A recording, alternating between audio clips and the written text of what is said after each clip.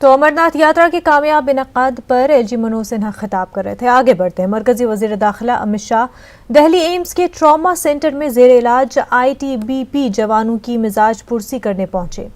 امت شاہ نے ڈاکٹروں سے جوانوں کی صحت کے بارے میں جانکاری لی۔ شدید طور پر زخمی 3 جوانوں ایئر ایمبولینس کے ذریعے دہلی ایمز منتقل کیے گئے تھے۔ واضح ہے کہ 16 اگست کو پہلگام میں ہوئے حادثے میں ITBP کے 7 جوان شہید اور متعدد زخمی ہوئے تھے۔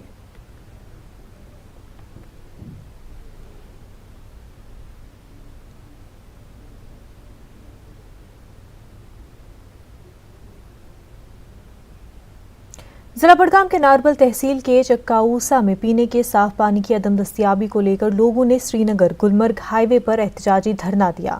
چکاؤسا کے لوگوں کا کہنا ہے کہ گزشتہ 20 برسوں سے یہ علاقہ پانی سے محروم ہے۔ کاؤسا کے مرد و خواتین نے ہائی وے پر آ کر محکمہ جل شکتی اور سرکار کے خلاف برہمی کا اظہار کر رہے تھے۔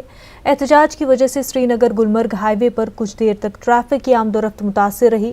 بعد میں پولیس چوکی ناربل کے DO، تحصیلدار ناربل اور محکمہ PHE کے افسران نے موقع پر پہنچ کر احتجاجوں کے مطالبات سنے اور انہوں نے یقین دلایا کہ ان کے مسائل کو اعلیٰ حکام کی نوٹس میں لایا جائے اور یہ بہت جلد چکاؤسا کو پینے کا صاف پانی فراہم کیا جائے گا۔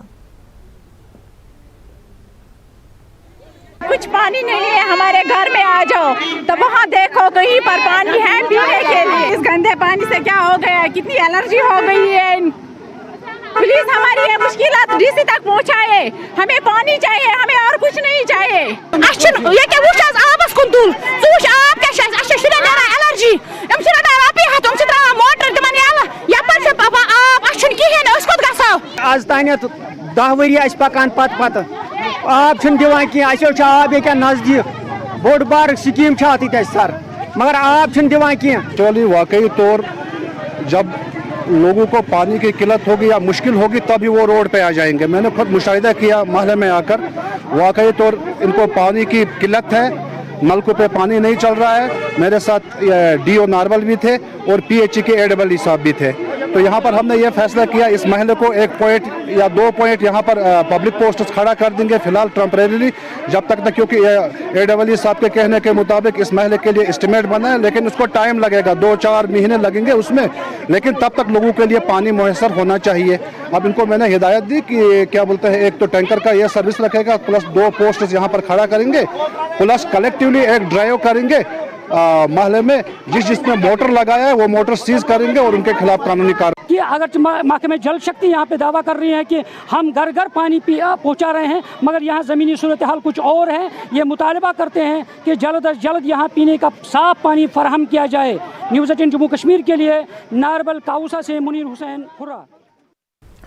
سڑک کی خستہ حالت اور ناکارہ ڈرینیج نظام کے خلاف گریز میں آج پھر ایک بار ٹریڈرز فیڈریشن گریز کی جانب سے ہڑتال کی کال دی گئی، جس وجہ سے گریز میں تمام کاروباری سرگرمیاں ٹھپ ہو کر رہ گئی ہیں اور دکانداروں اور چوک میں احتجاجی دھرنے پر بیٹھ گئے ہیں۔